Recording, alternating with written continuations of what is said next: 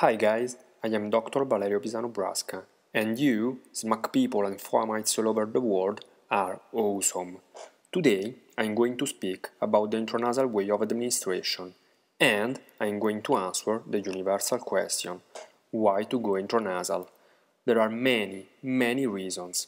First, of course, everybody has a nose, no doubts on that. Second, it's easy. You have a child that is full of pain and is crying and screaming, or a patient that is seizing, and you are freaking out to get an intravenous access, relax and go intranasal. Just need a syringe and an atomizer. No special training is required. Even a layperson can do it. Third, is fast. The nose, in the most of cases, is straight in front of you. Don't waste time to undress the patient or to get another access. Go intranasal. Fourth, is safe. You are on shift in the ED and must cope with an upturned heroin junkie, and you are sick at death of risking HIV and C hepatitis to get a vein. Don't worry, go in the nose, no contact at all with blood. Fifth is cheap. The kit consists of a plastic syringe and a plastic atomizer, just plastic, and plastic is cheap. No hospital director in the world will deny you a supply in your ED tray or ambulance or helicopter. Finally, there are many problems that we can solve going intranasal, and I'll show you. Pain control. For the most, you are emergency physicians. Patient in pain from limb fracture, stab wounds. In my case, I am a military gunshot wounds, blast wounds are a routine, and pain control is a priority. It's better for the patient, it's better for our job. In this case, we can use the intranasal way. Fentanyl 2.0 micrograms per kilos, or sufentanil 0.5 to 0.7 micrograms per kilos, or ketamine 0.5 to 1 milligram per kilos. Use of intranasal ketamine is an ongoing implementation in the military setting, and I think in future will replace the traditional morphine itself.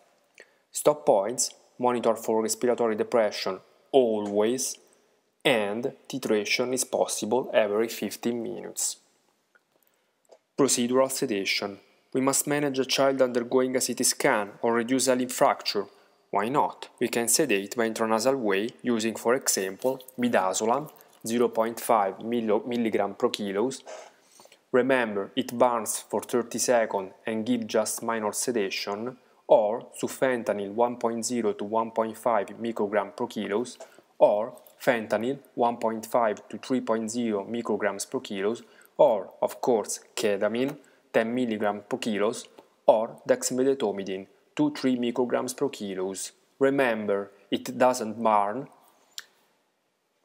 has an onset time of 20 minutes and lasts for 1 hour. Stop points: monitor for respiratory depression always, and even in this case titration is possible. Seizures. Studies show that intranasal midazolam 0.2 to 0.3 mg per kilos is the fastest way to stop seizures instead of the intravenous and intramuscular way. Opioids overdose. As I said before, treating those patients is always a risky business, but there is the solution: naloxone 2 mg by intranasal way. Remember, always use the concentrated form of naloxone, 1 mg per cc.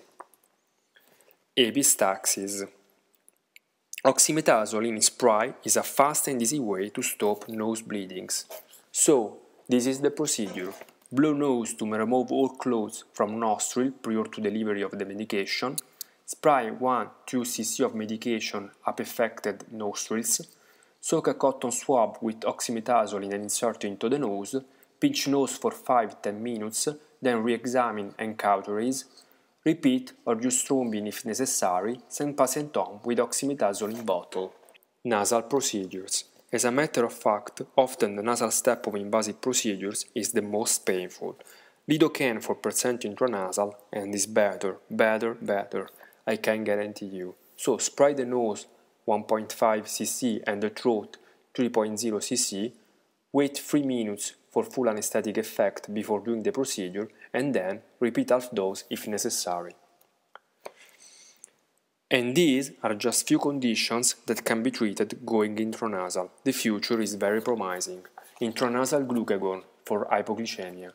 intranasal lidocaine for cluster headaches, intranasal saline for severe sinus congestion, intranasal hydroxycobalamin for Chinese treatment, intranasal antiemetics for nausea and vomiting. Now, I could hear someone yelling, but this intranasal way is an abracadabra. Unfortunately, there are few easily solvable disadvantages. Obviously, the nose must be healthy. Facial trauma and every disease affecting the nose mucosa exclude the intranasal way. Part of medication will be inevitably lost during administration, outside the nose and in the retropharyngeal space. As a consequence, there would be the need for more titration and the risk of overdosage. To avoid the problem, first, we must use more concentrated solutions as possible, so the most of medication get in contact with the nose mucosa. Second, we must nebulize with the atomizer and not use drops. And third, always monitor respiration when using potential respiratory depressants like opioids. Finally, not every drug can be administered by the intranasal way. However, as you see, advantages overwhelm disadvantages, and I think in future they will be completely erased. So at the end, two are the take-home points. Number 1, fill your nose and go intranasal. And number 2, SMAC 2013 Best Conference with the best people in the world. Thank you.